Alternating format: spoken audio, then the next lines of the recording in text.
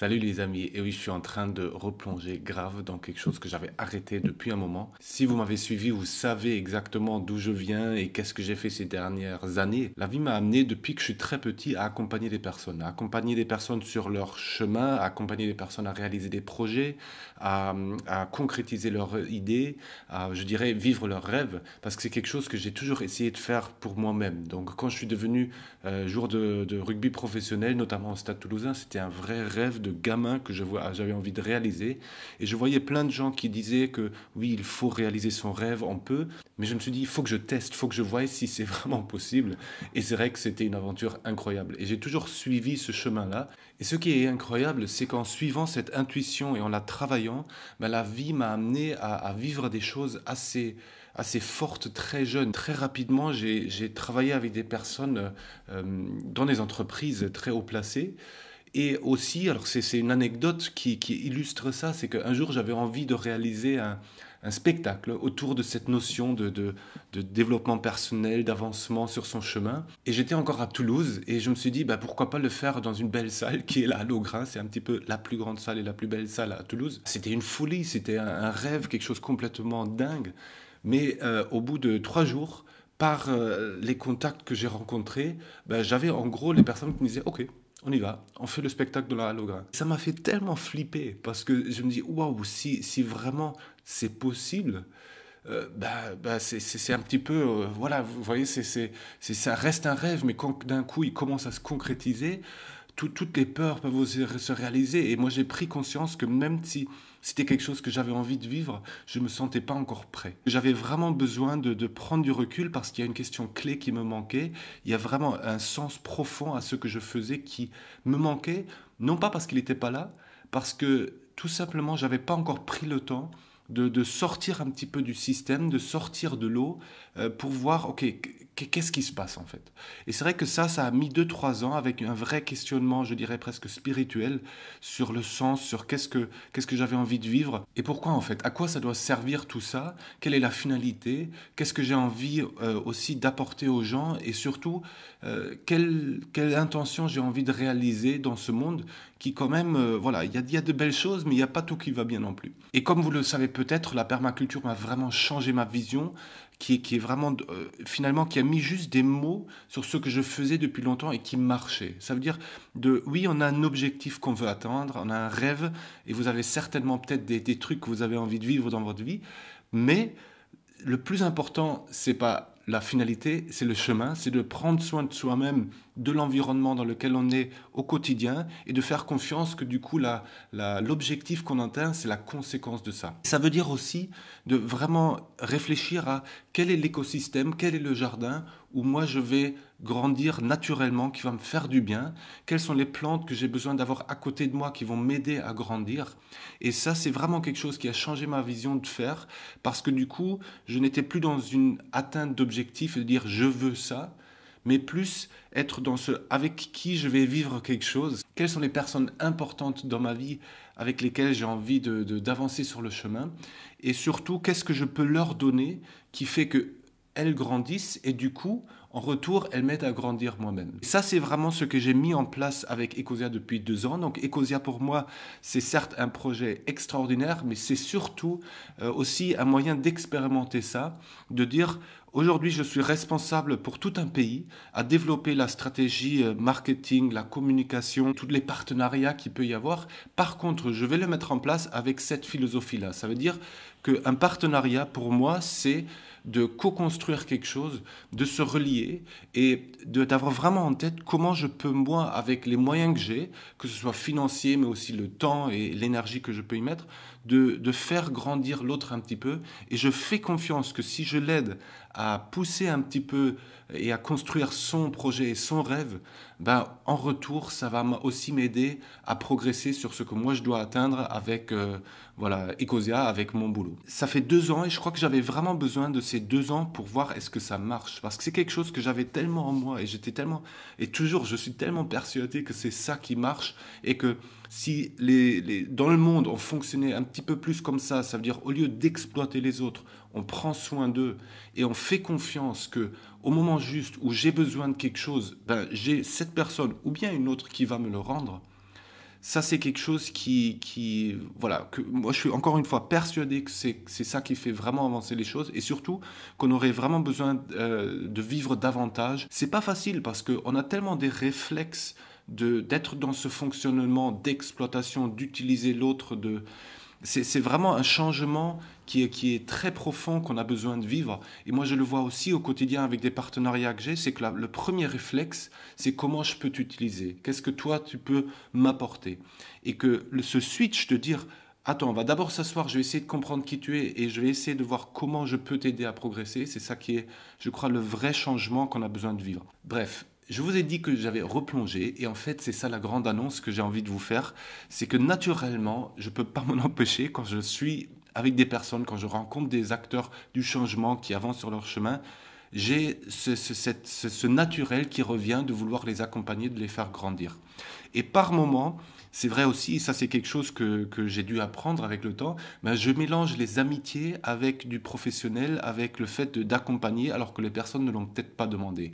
Et que je me suis dit, aussi grâce à ma chérie qui m'a fortement poussé à aller dans ce sens, de donner un cadre un petit peu plus à ça et de dire, non, j'ai des amitiés, j'ai des relations très très intègres avec certaines personnes, mais aujourd'hui, si j'accompagne une personne, il faut que j'ai un cadre clair autour de ça.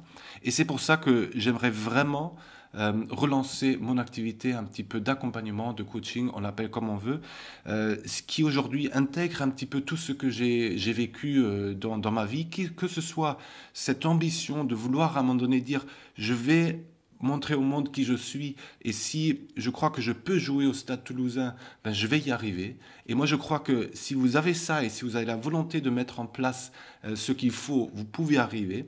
Parce que moi je suis loin d'être un des meilleurs joueurs de rugby, mais pourquoi j'ai réussi? Parce que j'avais cette détermination à dire si ça va marcher, je vais y aller. Il y a aussi, je dirais, tout ce qui est lié à ma transition de vie, qui est oui, on voit souvent beaucoup, notamment sur les réseaux sociaux, plein de belles choses. C'est-à-dire, les gens mettent que en avant leur réussite et les moments forts, des photos prises devant un coucher de soleil.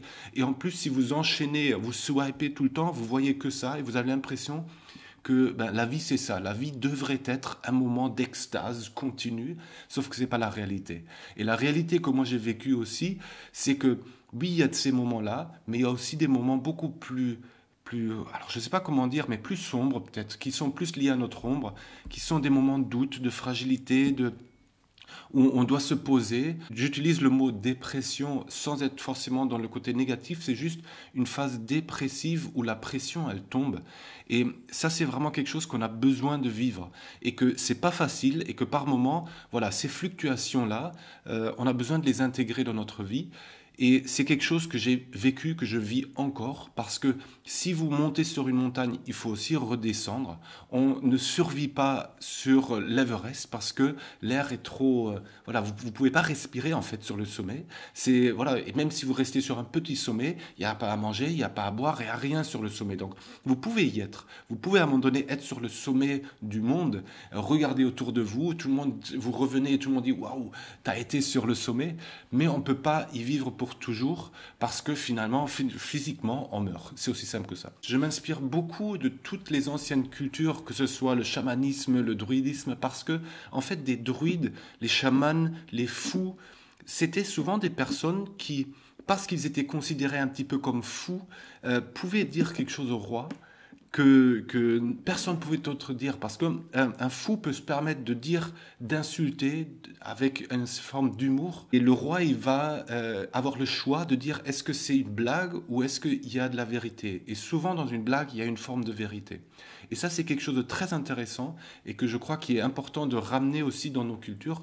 C'est de dire, on a des personnes qui sont là pour inspirer, pour questionner, pour peut-être juste faire une remarque qui peut être déplacée ou qui peut être confrontante, qui peut vous sortir un petit peu de votre cadre, mais qui au final va vous faire avancer le plus. Et bien entendu, ce que moi j'ai aussi beaucoup appris et ce que j'ai une vraie passion pour ça, c'est tout ce qui est la forme stratégique de voir comment on y arrive en fait.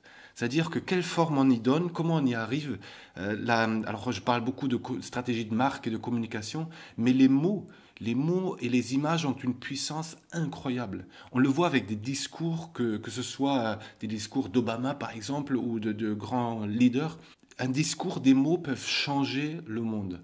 Et à chaque fois que vous choisissez certains mots et que vous en choisissez pas d'autres, vous influencez votre environnement. C'est une énergie que vous partagez avec les gens. C'est pour ça que je m'intéresse énormément à l'étymologie des mots que j'utilise, des mots que je pose sur ce que je fais, pour savoir aussi quelle est l'énergie au fond, qui va vers ça. Par exemple, la passion. On voit beaucoup la passion comme quelque chose de positif, il faut être passionné et tout. Mais si vous regardez l'étymologie de passion, c'est la capacité de souffrir.